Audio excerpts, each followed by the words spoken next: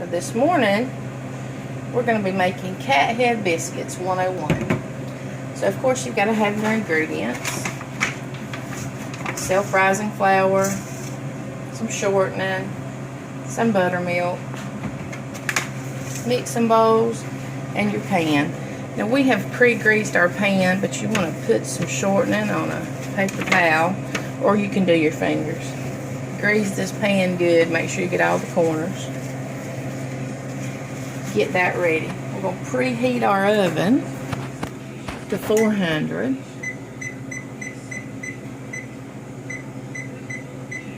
Okay. And of course there's no science to South Georgia Cathead Biscuits. What I like to do is pour my flour here into my big mixing bowl until it's about a third of the way full. Now back here, I'll put me some extra flour. This will be my hand dipping flour, and we'll get to that in a minute. Before I started this, let me say I washed my hands.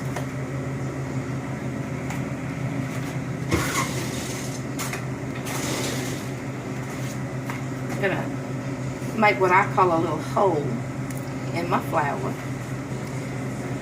Need about 2 huge South Georgia tablespoons full of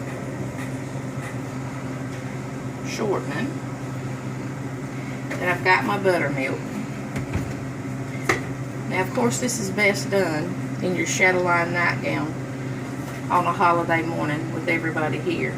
But you want to make sure your buttermilk is shook up good.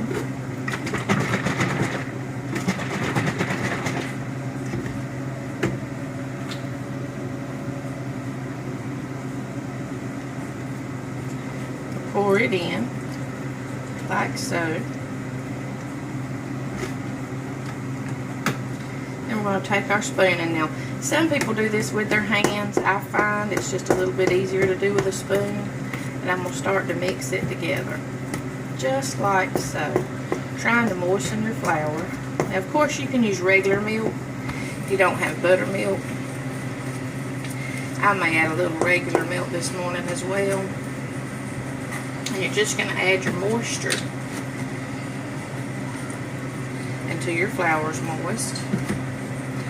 And then the real process begins.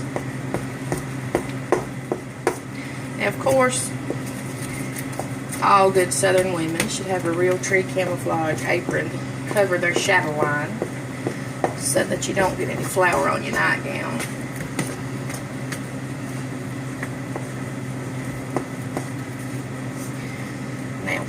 We're moistening the flour we've got here, as you can see, and just kind of mixing in that shortening.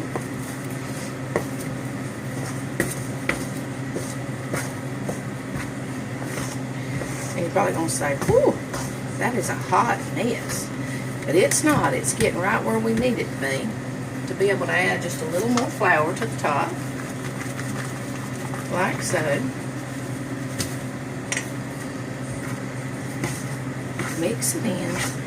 We want it to be moist and dry at the same time. And we may have to go back and add a little milk to get the consistency we want. But I'm also making a big pan, so I need to have plenty of dough. I'm going to mix that in. Come over here and just add us a little bit of what I call top flour. You farmers would probably call that top soil. We're going to call it top flour this morning. Kind of knead that in and mix it in.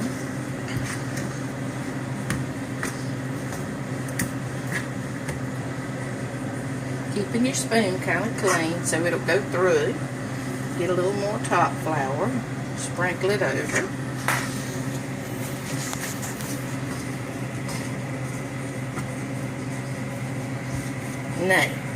Now we're ready to try our consistency and see if we can make a biscuit.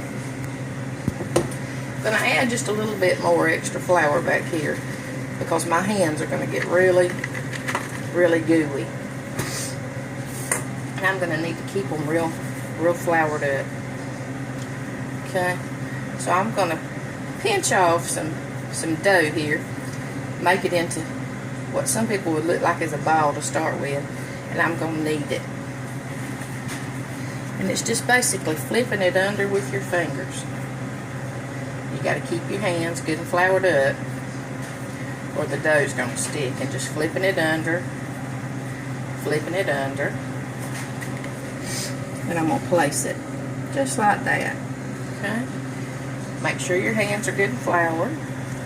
Pinch off a spot. Sometimes you have to tap